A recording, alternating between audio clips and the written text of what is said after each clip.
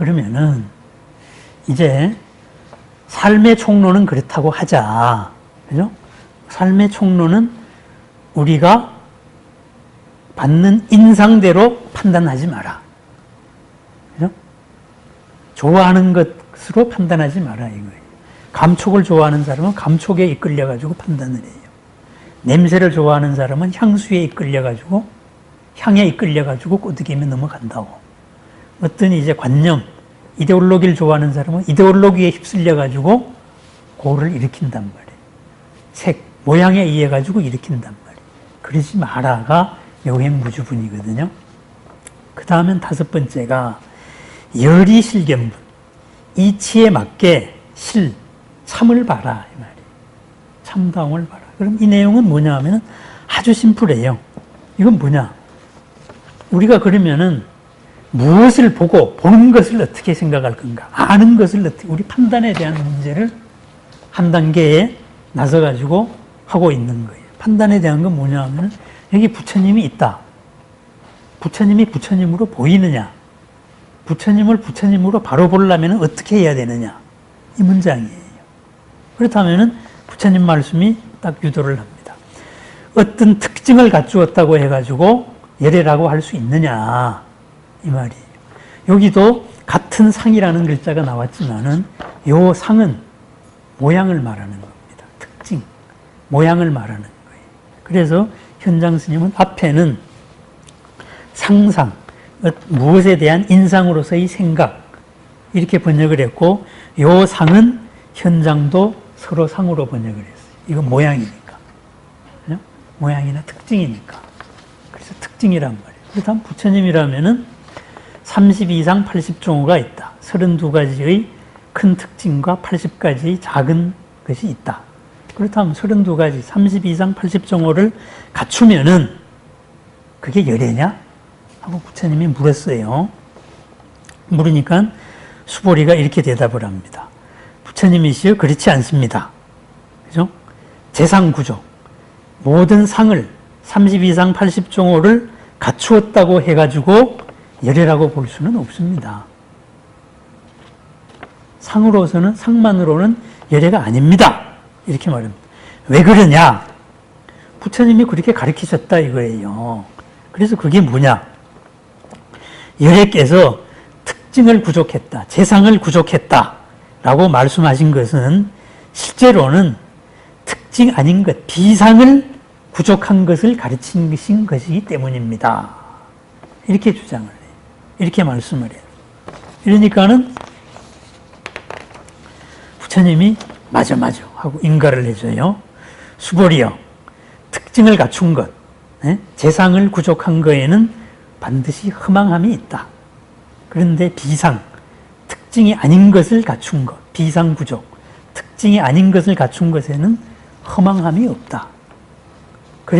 그러므로 우리는 특징 없는 특징, 비상구족을 통하여서 열애를 보아야 할 것이다. 이렇게 말해요.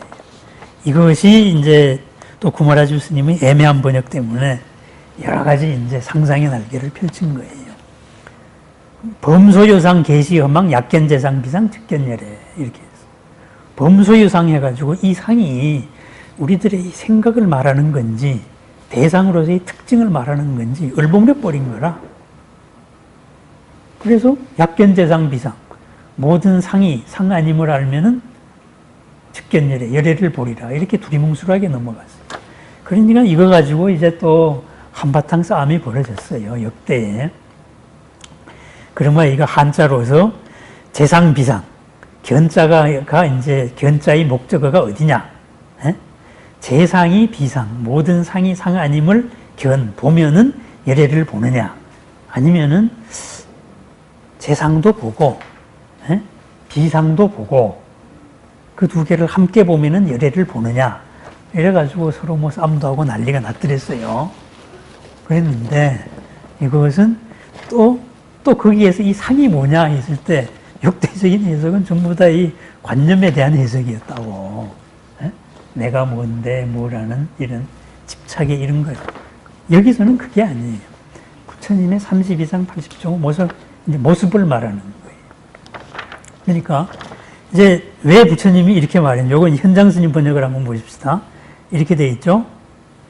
선현아, 내지 재상 부족, 나아가서 재상 부족, 모든 상을 갖춘 것은 개시 허망. 거기에는 반드시 허망함이 있다. 그죠? 그런데 내지 비상 부족, 상 아님을 갖춘 거는 상으로서, 특징으로서 나타낼 수 없는 것을 갖추면은 그것은 허망함이 없다. 여시, 이상, 비상, 응관열애. 이렇게 했어요. 예? 비상이라는 상으로서 열애를 봐야 할 것이다. 이렇게 특징 없는 특징으로서 열애를 봐야 할 것이다. 이 말은 뭐냐? 이러면은 앞에 말하고 이제 연관이 되잖아요. 모습으로서 열애를 볼 수 있느냐? 없다. 부처님이 상이라는 것, 특징이라고 말한 것은 특징 아닌 것까지를 포함한 개념입니다. 그래서 특징 아닌 상으로서 봐야 됩니다. 특징으로서 열애를 보려고 그러면은 반드시 허망함이 있습니다. 이 말이거든요. 그건 뭐예요? 그렇습니다. 특징이다 하는 거, 상이라 하는 거는 뭐예요? 이거는 우리들의 지금까지 지식을 말하고 있는 지식. 우리는 무엇을 할 때 현재까지의 지식입니다. 그럼 부처님은 뭐냐? 부처님 당시까지로 봤을 때는 부처님은 이러이러한 분이다. 이러이러한 분이라야 구세주 부처님이 맞아. 이렇게 해서 부처님이 나오기 전에 이미 베다에서 정해놨다고. 희망사항으로. 이렇게 해서 부처님의 큰 특징은 32가지가 있고 작은 특징으로 80가지가 있고, 그렇다면 32가지 하나하나의 특징은 왜 그런 모습을 갖춰야 되느냐. 에? 미간에 뭐가 있고 여기에 육계가 있고 발바닥은 평평해야 되고, 에? 발바닥에는 뭐 이 금이 있어야 되고, 거기에도 또 수많은 사람들이 희망사항이 들어가 있었단 말이에요. 완전한 존재는 이래야 된다. 이런 합의사항이었거든. 그렇다면은 그것으로서 구세주의 모든 게 다 들어갔느냐 이거예요. 그건 아니에요. 그건 대표적인 거예요. 우리가 연기법이니까 어떤 하나의 현상이다 했을 때는 이 현상 속에는 무수한 인연조합이 있는 거예요. 이 인연조합에 보는 관점에 따라 가지고 큰 줄기를 추리면은 그걸 우리는 특징이라고 그래요. 그죠? 우린 탐방을 하니까 예를 들어서 폐장이다. 그러면은 썩은 된장 냄새가 난단 말이에요. 예? 그런데 정말로 제가 그 전에 폐장을 한번 써봤어요. 염증 있는 사람한테 구수하다 그러더라고. 예? 그렇다면 우리가 바라본 폐장의 특징은 썩은 냄새예요. 그죠? 염증이 심한 사람이 폐장 따린 약의 냄새는 구수한 냄새예요. 특징이. 예? 그게 상이에요. 그죠? 특징이다 하는 거는 어떤 기준에 의해 가지고 만들어지는 거거든. 그렇다면 우리가 무엇에 대해서 안다. 열애에 대해서는 그러면은 부처님은 32상 80정오라고 그러자. 그럼 우리가 나머지 무엇에 대해서 안다는 거, 대상에 대해서 안다는 게 뭐예요? 지금까지의 여러 지식들이 조합돼 가지고 정해놓은 걸로 아는 거거든. 그런데 그것은 시대 상황에 따라 가지고 기준이 바뀌는 거예요. 그죠? 남자는 이래야 된다 했을 때는 옛날에 밭전자란 말이에요. 그죠? 밭에 나와가지고 힘쓰는 놈이 왕대라고. 그죠? 그때는 남자가 해야 될 일은 육체적인 힘이 많으니까. 여자는 집안에 편안히 있어야 된다 해서 집 속에 있는 게 여자라고. 근데 지금 안 그렇잖아요. 그죠? 현재는 양성평등이다가 보니 같이 나가 일하잖아요. 예? 남자가 힘만 쓰고 집안에 와가지고 탱자하면 됩니까? 그죠? 그리고 여자 보고 너 나가지 마 그러면 안 되잖아요. 기준이 달라졌잖아요. 그러면 남성스러움, 여성스러움이 뭐예요? 달라졌잖아요. 그죠? 여자다운 건 뭐고 남자다운 건 뭐냐고. 예? 이런 식으로 문화가 달라지면서 인연의 기준이 달라지는. 그러니까 우리가 마주치는 현상에 대해서 판단할 때 이 현상을 바로 보려면은 실견이죠. 그죠? 실견. 실을 보려면은 열이 제목 그대로 이치와 똑같이 봐야 된다. 이치는 뭐냐? 연기적이다. 이거예요. 특징으로 나타낼 수 없는 것까지를 봐야 된다. 이거죠. 그렇게 되면은 우리는 고를 불러일으킬 수 있는 이런 잘못된 판단을 하지 않는다. 이거예요. 나한테 친절한 여자가 있다? 그러면 여자는 당연히 남자 말 잘 듣고, 뭐 한번 마음 주면은 뭐 정조를 지켜야 되고 이러니까는 다 이렇게 꼬드기면은 그 다음에 만사 끝났겠지? 하다가는 나중에 어떤 사건이 생깁니까? 요즘에서는. 또 뭐 대충 무시해도 되겠지? 했다가 뭐 미투 사건이 터지고 뭐하고 인생이 망가지잖아요. 그건 실견을 안 한 거고 자기식으로 본 거예요. 그래서 이런 현상에 대해서 파악하는 것의 가장 완성된 형태로 특징에 대한 판단, 그러니까 우리 과거 지식에 대한 판단입니다. 이 지식에 대한 판단을 할 때 그걸 한 번 더 효력해가지고 이치에 맞게 연기적으로 바라봐라 하는 것이 바로 이 약견재상비상 직견열애예요. 그러면 가장 우리가 궁극적으로 봐야 될 건 뭐냐? 부처님을 봐야 돼요. 부처님을 본다는 것은 무슨 말이에요? 내가 부처님 수준의 간 거예요. 우리가 아는 만큼 보이거든요. 중생의 눈에는 중생스럽게 보입니다. 그래서 유식에서 보면은, 특히 기신론에서 보면은 부처가 무슨 형상이 있어요? 부처님이 삼계를 초탈하신 분인데 우리 중생은 우리 중생식으로 봐요. 그죠? 그러다 보니까는 우리 중생은 거친 모습으로 봐요. 초지보살, 이지보살까지는 거친 모습으로서 형상으로서의 부처님을 본다고. 그러다가 그 단계 내가 더 높아가면은 드디어 실상으로서의 부처님을 보게 된다고. 형상이 없는 부처님을 본다 이거예요. 왜? 내 경지가 그까지 가는 거예요. 이 선에서부터는 내가 빛의 삼매거든. 이런 식으로. 내가 보이는 만큼 점점 더 부처님으로 가까이 가면서 부처님의 실체를 보는 거예요. 그러면은 궁극적으로 부처님을 본다 하는 말은 내가 부처님이 된 거예요. 그거거든요. 그렇다면 그것으로서 보려면 어떻게 되느냐? 재상비상. 32상 80종호를 갖추었다 그래가지고 이것으로서 부처를 보지 말고 무엇이 32상 80종호를 이루었느냐? 이 인연 전체를 봐라. 비상. 특징이 아닌 거. 표현하지 않은 거. 이 전체 인연을 바라보면은 비로소 보인다 이거예요. 그래서 그 앞에 문장이 그겁니다. 재상 부족. 상을 갖춘 거에는 반드시 허망함이 있다. 이거예요. 왜? 기준에 따른 한 측면으로 추렸으니까 요게 다다 하면은 틀리는 게 반드시 나와요. 그게 상을 갖추면은 허망함이 있다. 그런데 비상, 특징 아닌 것까지를 다 갖추면은 허망함이 없다. 네? 그럼 뭐예요? 우리가 이렇게 알고 있는 거의 옆에까지를 다 봐야 된다. 그러기 위해서는 이치 그대로 우리가 연기적으로 봐야 된다. 그래서 요 5번째 열이 실견분의 내용은 우리들이 구체적인 이제 대상에 대한 판단을 말하는 대상에 대한 판단. 요것이 금강경의 이제 5번째 얘기입니다. 요거는 이제 여기에 대한 또 열이 실견분도 중요하기 때문에 2부 순서는 이제 다음 영상에 제가 올려드리겠습니다.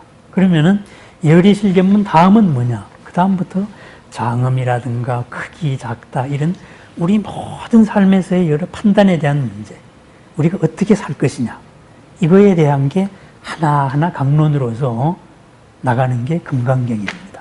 그래야 해서 금강경의 마지막 결론이 뭐냐? 그죠?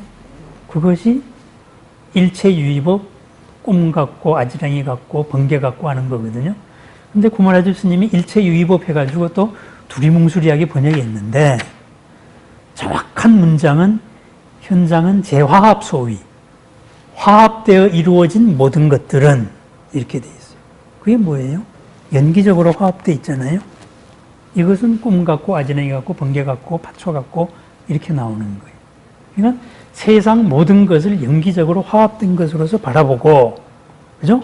앞에서 말한 것대로 내 생각에도 속지 말고 남의 생각에도 속지 말고 하나하나 알아차리면서 내 한계를 깨나가다가 보면은 마침내 부처가 된다. 그죠? 그렇다면 마침내 모든 중생을 부처로 만들고 나도 부처로 만든다. 이게 금강경이다. 그래서 거기에 이르는 강론, 이런 게 금강경입니다. 그래서 금강경을 읽으실 때, 아, 이건 뭐 공돌이다. 뭐 이렇게 해가지고 그냥 오묘한 거 심오하겠지. 이렇게 읽지 마시고 이제 글자 그대로를 현재에 살면서 이게 뭘까? 금강경 편집자들은 왜 이런 글을 넣었을까? 이렇게 한번 생각을 해보시라고요. 그러면은 지금까지 들어왔던 거와는 전혀 새로운 금강경이 보입니다. 그것이 오리지널 금강경입니다. 그래서 금강경은 공이라는 말을 안 쓴 거예요. 부처님 원론으로 돌아가자 연기만 쓴 거예요. 이것으로 다 됐거든. 그래서 이 다음에 이제 반야경이 나오고 이런 순서입니다. 하여튼 그래, 이런 우리가 무엇에 걸리지 않고 있는 걸 있는 그대로 보자. 이치, 부처님이 말씀하신 연기법 그대로, 연기의 화합으로 보자. 내 판단도 그러고. 그래서 실견, 실제로 있는 거를 실제 그대로 보자. 항상 이 자세를 가지고 살자, 이 말입니다. 특징이다 그래가지고 지난 지식, 어제까지의 지식으로서 규정하지 말자. 알무로부터의 자유. 바로 이 내용입니다. 네, 그런 하루가 되기를 축원드립니다. 감사합니다. 이 동영상은 부처님을 따라 부처님으로 살아가려는 한의사 불자연합회 도반보살들의 소중한 인연과 보시 공덕으로 이루어졌습니다. 생활이 곧 수행이고 삶이 곧 봉사고 보살행인 아름다운 불자들입니다. 부처님께서 칭찬하실 불자들입니다.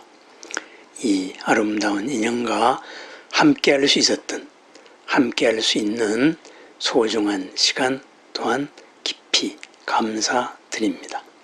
원컨대 이 공덕이 큰 원력과 바른 공덕으로 온 법계에 가득하여서 뜻하는 바, 뜻보다 더 훌륭하게 이루어지고 나도 남도 모든 이들이 건강하고 평안하고 행복하고 보람된 불국토가 한 발짝 더 가까이 이루어지기를 축원드립니다. 한의사 불자 연합회 회원 보살님들께 깊이 감사드립니다. 감사합니다.